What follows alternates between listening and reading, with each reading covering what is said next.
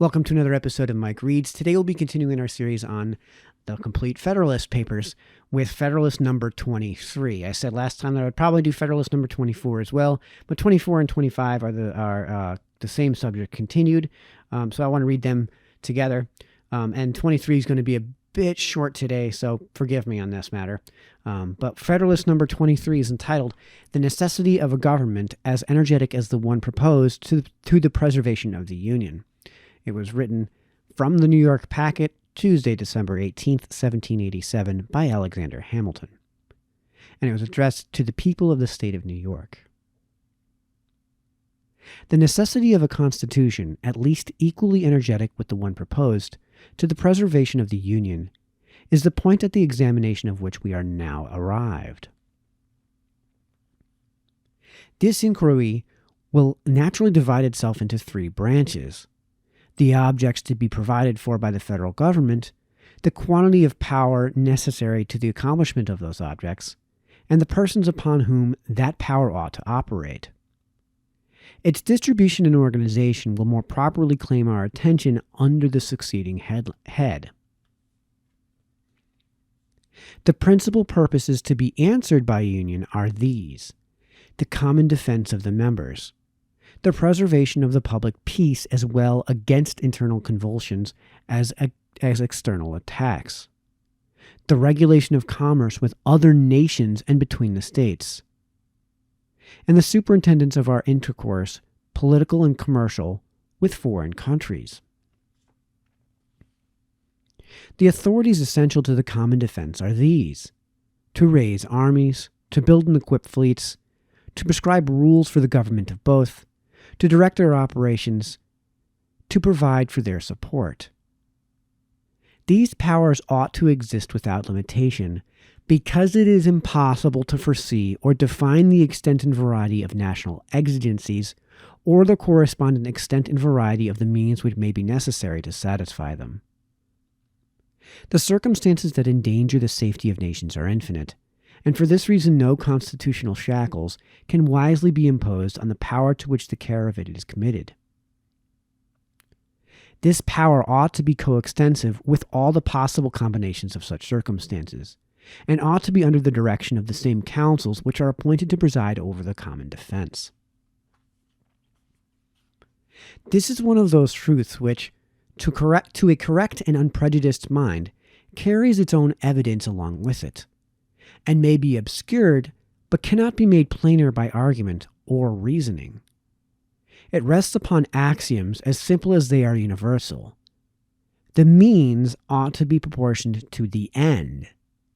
The persons from whose agency the attainment of any end is expected ought to possess the means by which it is to be attained. Whether there ought to be a federal government entrusted with the care of the common defense is a question in the first instance open for discussion. But the moment it is decided in the affirmative, it will follow that that government ought to be clothed with all the powers requisite to complete execution of its trust.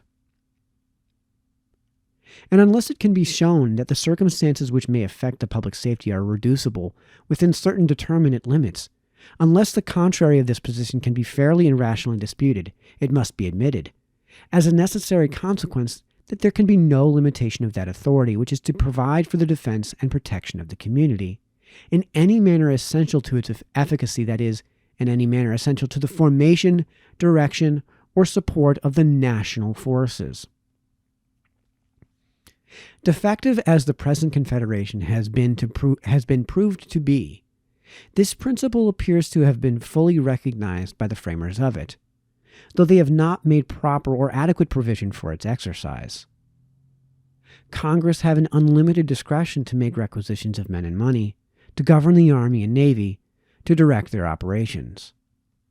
As their requisitions are made constitutionally binding upon the states, who are in fact under the most solemn obligations to furnish the supplies required of them, the intention evidently was that the United States should command whatever resources were by them judged requisite to the, quote, common defense and general welfare, end quote.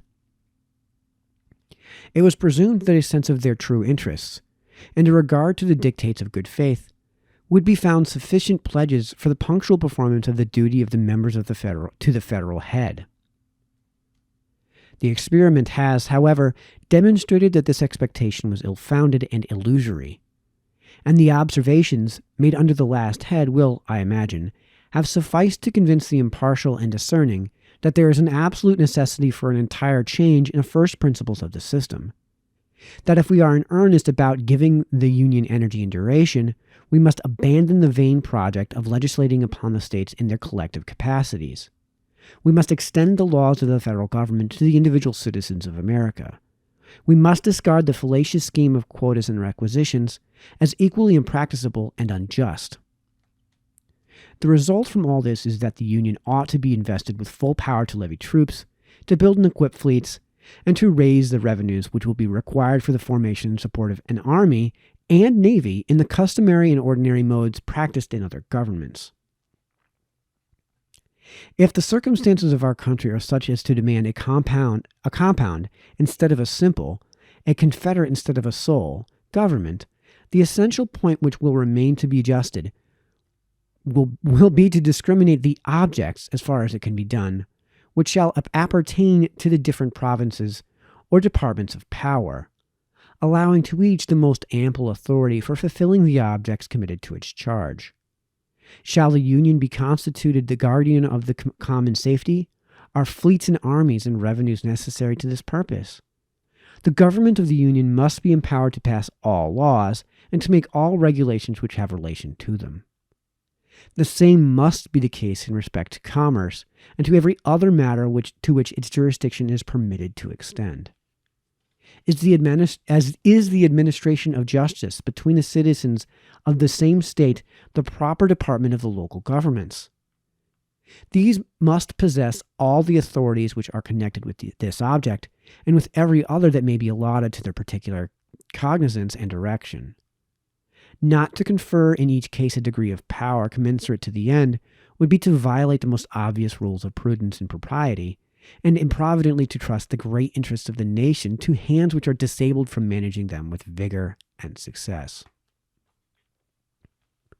Who is likely to make suitable provisions for the public defense as that body to which the guardianship of the public safety is confided, which, as the center of information, will best understand the extent and urgency of the dangers that threaten, as the representative of the whole, will feel itself most deeply interested in the preservation of every part, which, from the responsibility implied in the duty assigned to it, will but be most sensibly impressed with the necessity of proper exertions, and which, by the extension of its authority throughout the states, can alone establish uniformity and concert in the plans and measures by which the common safety is to be secured.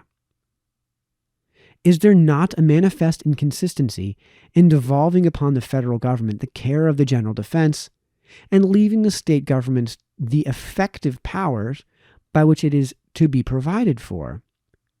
Is not a want of cooperation the infallible consequence of such a system? And will not weakness, disorder, and undue distribution of the burdens and calamities of war, an unnecessary and intolerable increase of expense, be its natural and inevitable concomitants? Have we not had unequivocal experience of its effects in the course of the revolution which we have just accomplished? Every view we may take of the subject as candid inquirers after truth will serve to convince us that it is both unwise and dangerous to deny the federal government an unconfined authority as to all those objects which are entrusted to its management. It will indeed deserve the most vigilant and careful attention of the people, to see that it be modeled in such a manner as to admit of its being safely vested with the requisite powers. If any plan which has been, or may be, offered to our consideration, should not, upon a dispassionate inspection, be found to answer this description, it ought to be rejected. A government, the constitution of which renders it unfit to be trusted with all the powers which a free people ought to delegate to any government, would be an unsafe and improper dispository of the national interests. Wherever these can with propriety be confided, the coincident powers may safely accompany them. This is the true result of all just reasoning upon this subject, and the adversaries of the plan promulgated by the convention ought to have confined themselves to showing that the internal structure of the proposed governments was such as to render it unworthy of the confidence of the people. They ought not to have wandered into inflammatory declamations and unmeaning cavils about the extent of their powers. The powers are not too extensive for the objects of federal administration, or, in other words, for the management of our national interests. Nor can any satisfactory argument be framed to show that they are chargeable with such an excess. If it be true, as has been insinuated by some of the writers on the other side, that the difficulty arises from the nature of the thing, and that the extent of the country will not permit us to form a government in which such ample powers can safely be reposed, it would prove that we ought to contract our views and resort to the expedient of separate confederacies, which will move within more practicable spheres.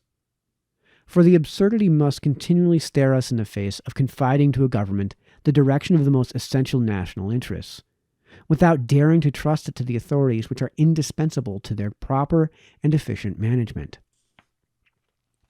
Let us not attempt to reconcile contradictions, but firmly embrace a rational alternative. I trust, however, that the impracticability of one general system cannot be shown.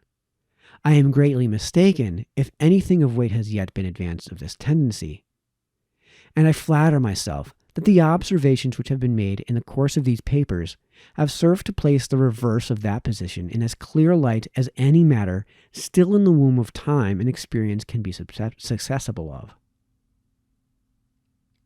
This, at all events, must be evident that the very difficulty itself, drawn from the extent of the country, is the strongest argument in favor of an energetic government, for any other can certainly never preserve the union of so large an empire.